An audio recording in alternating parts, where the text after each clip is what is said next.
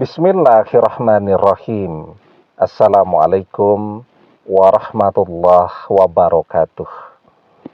Bapak-bapak, ibu-ibu, mas-mas, mbak-mbak, khususnya adik-adikku sekalian yang dirahmati Allah dimanapun Anda berada.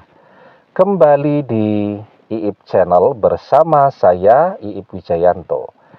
Kali ini kita akan membahas tema yang dirasakan oleh mantan yang punya banyak mantan setelah berpisah denganmu. Ya, mantan ini adalah orang yang punya banyak mantan. Artinya kita bukan cinta yang pertama di dalam hidupnya. Kalau kita cinta yang pertama dalam hidupnya, maka kita akan selalu mendapatkan tempat yang spesial di dalam hatinya. Kita misal sudah cinta yang ke-13 atau cinta ke-14. Sebelum kita sudah ada 13 orang yang pernah mengisi hati mantan. Pertanyaannya, apa yang mantan rasakan setelah perpisahan itu terjadi? Apakah dia masih pernah teringat kepada kita? Apakah dia masih merasakan kangen seperti rasa kangen yang kita rasakan, dan seterusnya. Nah, jadi mantan yang punya banyak mantan. Artinya apa? Artinya mantan ini adalah orang yang sudah pro. Pro dalam bidang apa? Dalam bidang jatuh cinta, dalam bidang perpisahan, ya. Jadi bagi orang yang sudah punya banyak mantan, apalagi sampai belasan ya, jatuh cinta itu makanan dia sehari-hari. Ketika dia jatuh cinta, tidak akan mengganggu berbagai aktivitasnya. Orang yang baru jatuh cinta pertama kali, ketika dia jatuh cinta, itu semua aktivitasnya bisa terganggu. Fokusnya bisa bergeser. Ya, kalau dia sedang kuliah, kuliahnya bisa kacau balau berantakan. Kalau dia sudah bekerja, maka pekerjaannya juga jadi kacau balau dan berantakan. Jadi orang yang baru jatuh cinta dan baru merasakannya pertama kali, itu akan membuat semua aktivitasnya terganggu. Mau fokus kepada pekerjaan, ingat dengan orang yang dicintai. Kangen kepada orang yang ditaksir, dan seterusnya. Tetapi bagi orang yang sudah berkali-kali jatuh cinta, ya sudah. Ya, jatuh cinta itu adalah makanannya sehari-hari. Dia tidak akan terganggu. Saatnya harus kuliah, dia kuliah. Saatnya harus bekerja, dia fokus kepada pekerjaannya. Begitu juga ketika menjalani perpisahan. Orang yang sudah pro berkali-kali berpisah, maka saat perpisahan itu terjadi, itu tidak akan mengganggu aktivitasnya. Saat dia bekerja, ya dia fokus kepada pekerjaannya dan seterusnya. Beda dengan misal kita. Ini adalah perpisahan pertama yang kita rasakan. Karena mantan adalah cinta yang pertama. Itu yang membuat kita merasa jungkir balik, tidak bisa melupakan dia. Setiap saat tetap teringat dia.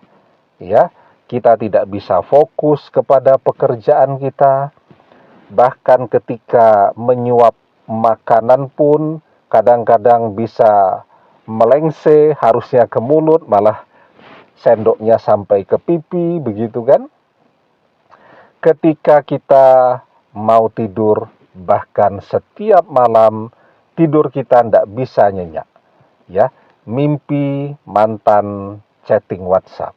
Ya, tahu-tahu terbangun melihat handphone. Oh, tadi cuma mimpi. Ya, mimpi mantan datang. Begitu pintu dibuka, ya tentu tidak ada orang karena masih tengah malam. Oh, ternyata cuma mimpi. Ya, nah, sehingga pertanyaannya, apa yang mantan rasakan pada saat ini? Ya, apakah dia merasakan penderitaan seperti yang kita rasakan? Ya tentu tidak seperti yang kita rasakan.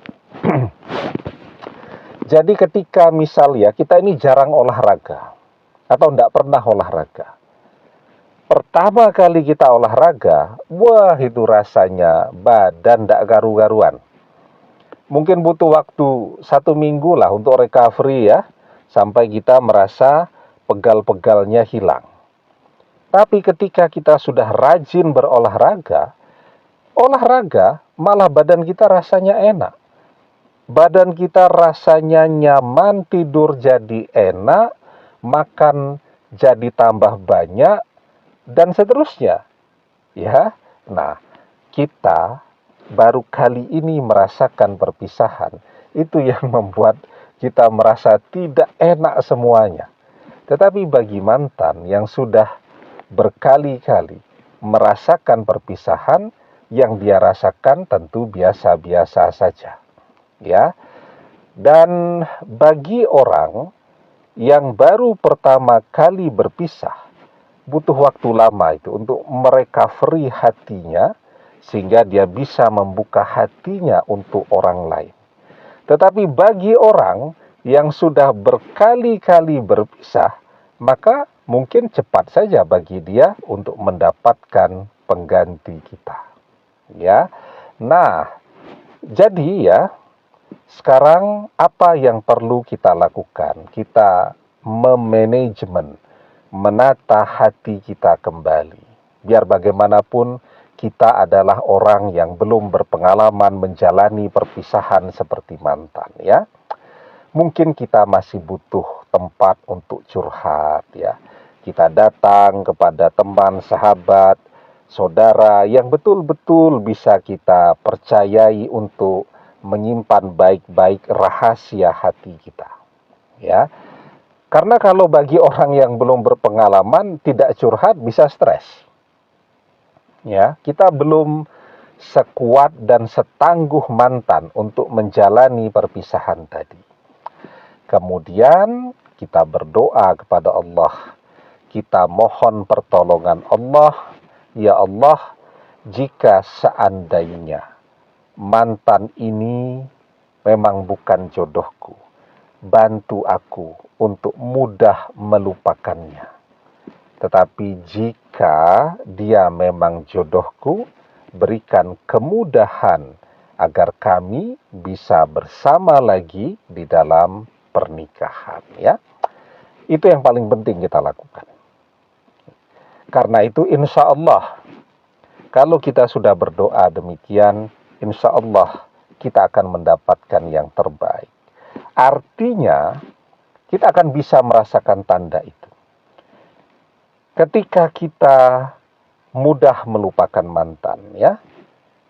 Artinya, setelah kita berdoa, bayangan-bayangan mantan, pengaruh mantan terhadap diri kita perlahan-lahan akan pudar, ya.